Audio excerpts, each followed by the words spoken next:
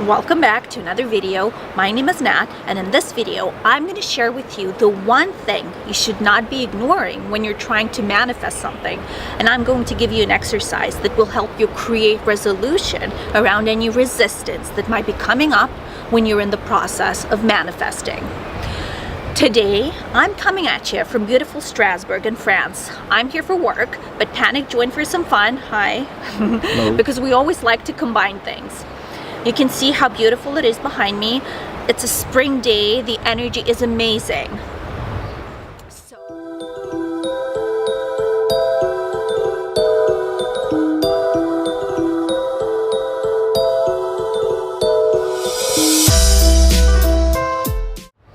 So today, I want you to consider this. If there is something that you're wanting to manifest that hasn't transpired for you already, this means that there are parts of you that are directly opposing or resisting the manifestation of this particular thing. You might not like this idea. You may think it's invalid because you feel you really want what you know you want. But resistance is what's keeping the manifestation of what you desire coming through. For example, if you are not successful in a field that you think you're really good at, despite your best efforts, this means that a part of you is resistant to this particular success. You may not feel worthy of this success on a subconscious level. You may feel that if you do have some success in this field, something else in your life will suffer. Or you may feel on a deeper level that people who are successful in this field are bad. Another example is people who want to manifest prosperity but are unsuccessful in actually obtaining it. This inability to manifest prosperity is simply parts of you being in resistance to it. Through the process of socialization and parenting, you might have picked up the idea that rich people are bad. And you think that by extension, if you become rich, you too will be bad. That's your resistance. Or you may feel that if you do become rich, you won't be able to handle all the wealth because you're not worthy of it. That's another resistance. Or a part of you feels that if you do become rich, all your friends who are not rich will give up on you. And so on. You get the idea. Sometimes we want to manifest something and never think of some of the possible consequences with our conscious mind. What's happening though is that in our subconscious, we're processing all possible consequences. And because our subconscious wants to keep us safe, it's blocking our manifestation from coming through in order to protect us from the possible negative consequences it might be perceiving. Most people meet resistance with resistance.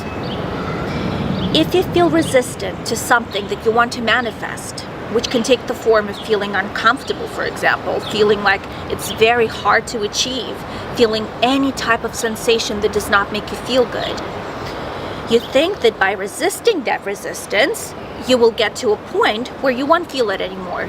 So you just plow through by possibly berating yourself for feeling that way and intensifying your affirmations possibly or your positive focus. You are ignoring your resistance, invalidating it, and labeling it counterproductive. In fact, you should be doing the exact opposite. Your resistance deserves to be validated. It is a part of you, and by denying it or annulling it or ignoring it even, you're signaling to it that it's stupid and that it shouldn't be there, and you're therefore creating even more fragmentation within yourself. If you don't validate your resistance, you won't be able to resolve it.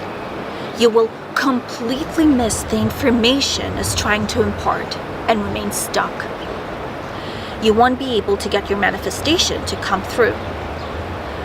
So what you want to do is, instead of just pushing through, is to seize all action and address your resistance first. A note here. Sometimes resistance is coming from an even higher level of consciousness. It might be the means your higher self, your higher consciousness is using to point out that what you think you want to manifest isn't aligned to your purpose or your highest good or what your soul truly craves. It might be showing that behind your desire, there might be another core desire, and that the way to fulfill that isn't the way you have been going about it at all. As humans, sometimes we have very limited understanding of what our soul purpose is, or what we truly want in order to fulfill our soul contract and our mission in this world. So the universe, interested and fully in support of our expansion, will send us messages, sometimes in the form of resistance, to show us either where exactly it is we need to grow and heal in order to achieve what we want, or point us to some other truth that we may have possibly been ignoring. So next time you're thinking about something you want to manifest and you feel any type of negative emotion, I recommend you do the following. Find a quiet place where you can be by yourself for a bit and close your eyes. Give validity to the negative emotion that has come up as a result of you thinking about what you want to manifest, and actually tell it that it's okay for it to be there. Step number 2, you're going to pinpoint exactly where in your body you feel this negative emotion. It might be anywhere. It might be your palm, your ankle, your stomach, the right side of your forehead. Feel into it. Allow the resistance to be there and let it know that you welcome it and that you don't need it to do anything or change in any way. Be with the resistance for as long as it wants you to. This is where you will probably start getting glimpses of what it means. This is the first step to getting clarity around it. And clarity is the first step to overcoming anything. Once and only if you feel the resistance and the negative feelings start to subside just by being with it, give thanks to it. Allow it to continue to reside in the part of your body that you have identified, and do the following. Close your eyes, go inside again, and by thinking of what you want to manifest again, try to find where in your body you feel good about it. This again can be any part of your body. This part will feel eager, aligned, and excited when you think of your manifestation. It might be a very small part of your body. It might be coin-sized. It can be your leg, your knee, your fingernail, anything. So once you pinpoint this part, allow this sensation, will it rather, to spread to the rest of your body and slowly direct it into your heart. Don't force it there. Do it gently, like you're suggesting to it that it might find a good home there. Once you embrace it within the safe confines of your heart, which will always magnify its charge, the heart is an extremely powerful organ in the quantum field. Tell it to invite the negative sensation to join it there. So the positive sensation is going to take the negative sensation as part of it within the field of the heart. Tell yourself that it's okay for both fragments to coexist in harmony as part of each other. If you want to gain more clarity around this issue, I urge you to journal about it after you do what I just described. Some automatic writing at this point will shed an incredible amount of light on issues that are creating resistance and conflict for you in terms of manifesting your desires.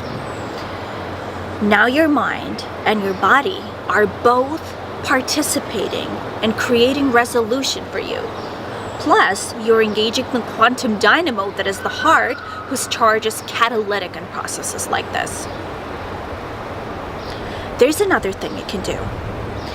You can give this particular resistance a name and talk to it. I'm not joking. Actually, talk to it. Consider this resistance as a fragmented aspect of yourself, a valid, small fragment of you, a mini you if you want. Give it an appropriate name. What does it sound like to you?